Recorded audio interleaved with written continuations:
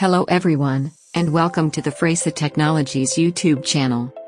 In this video, we're going to see how to use the Save and Post option during sales invoice generation in the Fresa application. Let's begin by logging into the Fresa application.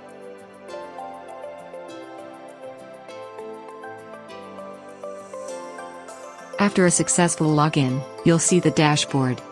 Now, navigate to the required job page. On the job page, go to the Costing tab. Here, you can see that the sales charges have been added.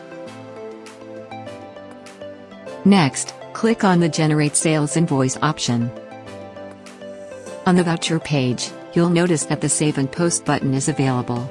Please note, this option appears based on user rights and specific system requirements. Now, click the Save and Post button. Once this option is selected, a voucher will be automatically generated. Click the Edit option to go to the voucher page.